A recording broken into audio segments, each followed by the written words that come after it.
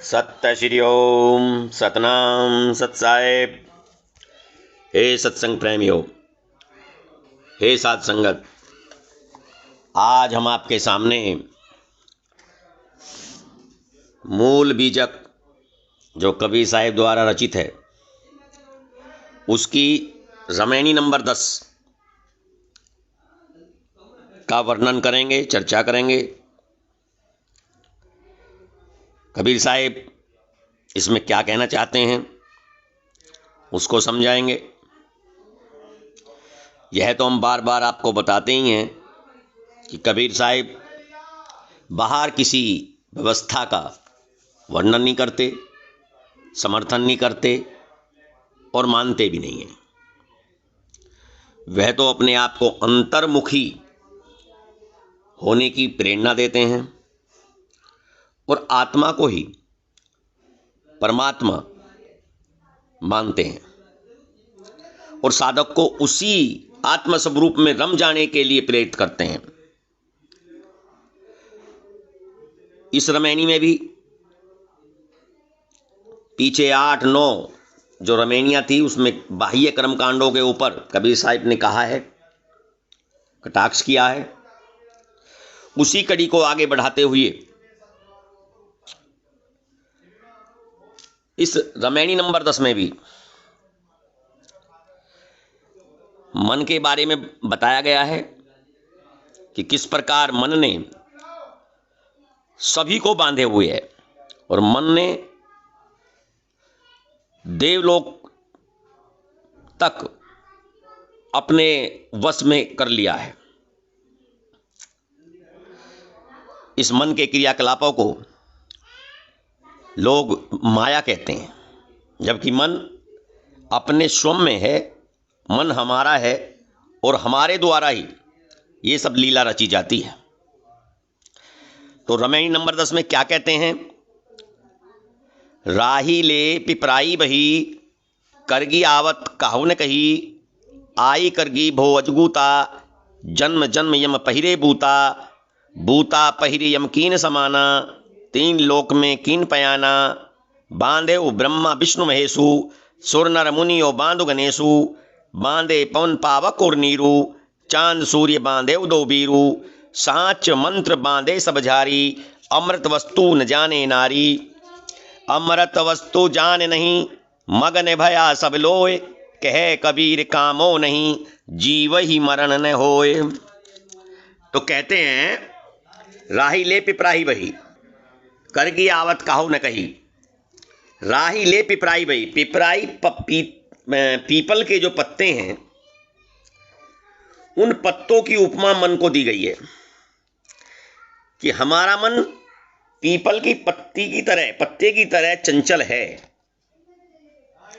जिस प्रकार पीपल का पत्ता थोड़ी सी हवा चलते ही आवाज करने लगते हैं, उसी तरह हमारा मन भी इस आत्म स्वरूप जीव को, चंचल मन आत्म स्वरूप जीव को बहा कर ले जाया, अपने वशीभूत कर रहा है। करगी आवत काहू न कही। लेकिन किसी भी साधक ने, किसी भी उपदेशक ने इस मन को समझाने की बात नहीं कही। उपासना इत्यादि मार्ग का करने वाले मनुष्य देवताओं को कल्याणकारी मानकर जब संसार रूपी सागर में बहने लगे तो उस समय किसी भी उपदेशक ने किनारे लाने की बातें नहीं कही, अपितु कर्मेंद्रियजन फलों को और बढ़ा चढ़ाकर कह दिया। आई करगी भो अजगूता, जन्म जन्म यम पहिरे बूता।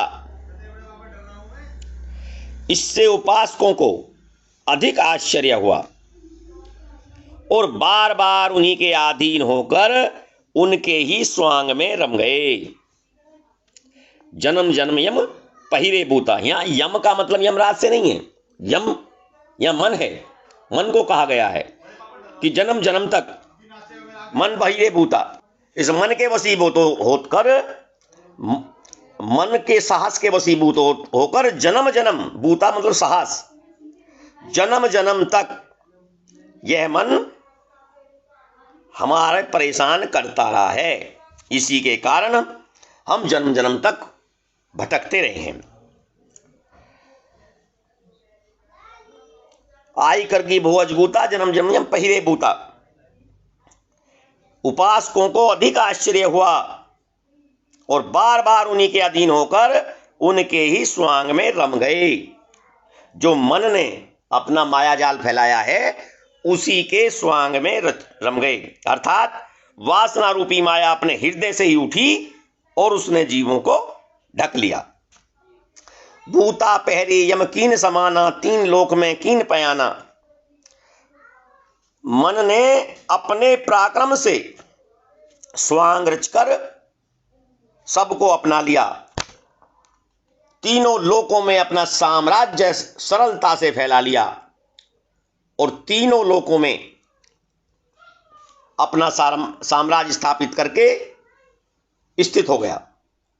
ब्रह्मा विष्णु शिव देवता नर मुनि और गणेश सबको अपनी बेड़ियों में जकड़ लिया इस मन ने।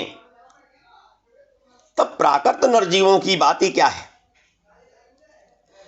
जितने भी देवी देवता पुराण में बताए गए हैं सभी वासना से बंधे हुए हैं,